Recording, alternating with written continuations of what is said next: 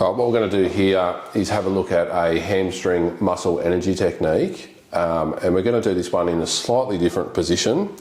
So we're going to do this in an active knee extension position. So with this one, what we're going to do, Rob, going to get you to hold your thigh there with both your hands. Yep. So roughly with this one, we want to have sort of that thigh at about 90 degrees, so the knee pointing straight up. If you have a patient that needs a lot more hip flexion for some reason, you might want to do it in that position. Or if a patient's potentially got longer arms or can reach further down and you want to have it down here more, that's fine, but 90 degrees is a good start point. One of the benefits of this technique with your patients is that it doesn't require you to have as much muscle strength, and your muscle fatigue yourself won't come into it as much because the patient's holding their leg. So if you relax there, Rob, just relax your hands there for a second. Yep.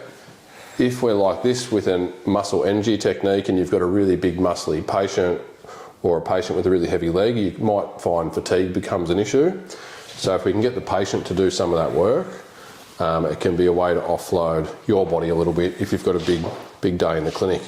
So from there, Rob, what I'm going to do, I'm going to just lift up here until I get a resistance barrier. So I'm starting to get that there. Now, what I want you to do from that position, I want you to just try and drag your heel into my hand there. Okay. So you're going to push down that way and no more than 20% effort. So just a really light contraction. So when you're ready there for me. Yeah, that's perfect. And we're going to hold that for 5 to 7 seconds. Yeah, and then as you relax there for me, I'm just going to straighten that knee further for you. So you don't have to, I don't need you to pull your knee higher up. I'm going to do all the work for that part.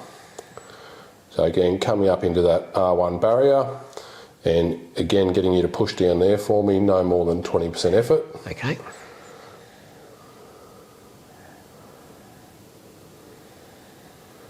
And just relaxing there for me. And as he relaxes, I'm just going to try and extend his knee a little bit more again. So what you'll notice there, what happened with Rob as well, which is a good thing to point out, is really important with your communication. If you've had patients, and Rob as a therapist, he's done different things himself as a patient, what you notice in that first contraction is when we relax, Rob wanted to pull up there further into hip flexion. So it's all right if they do that, the technique's not ruined.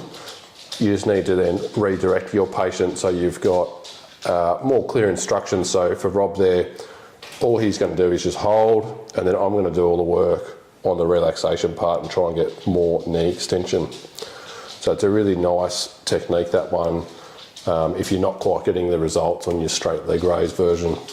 And just relax there for me, Rob. Yep, and let go. Yep, cool. And then we'll drop back down. We can also tie that one into a good pre and post assessment. So if we have that one up here again, and Rob will get you to hold that leg, so we can do an active knee extension there. So just relax your the angle of your hip there a little bit, so drop that out a whisker, that's good. So we want to have that thigh pointing straight at the roof for consistency, and then foot in neutral there, Rob, so a little bit more dorsiflexion. I know that's making you work hard. So if that's in neutral, we've got it basically set as consistent as we can. Now what I'll get you to do, Rob, is do a knee extension and go as high as you can there until you get sort of pain or stretch. Yeah, and he's starting to work there a little bit. So you could use that as your pre-treatment assessment, and you could come down and now just relax there for me. You could go through your MET technique at the different levels, and then do again post-treatment, the active knee extension, making sure that foot's in neutral so everything's consistent.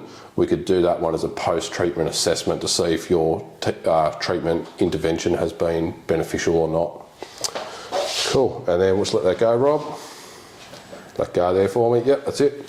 And now we'll come back down. And that's our muscle energy technique for the hamstring group from an active knee extension position.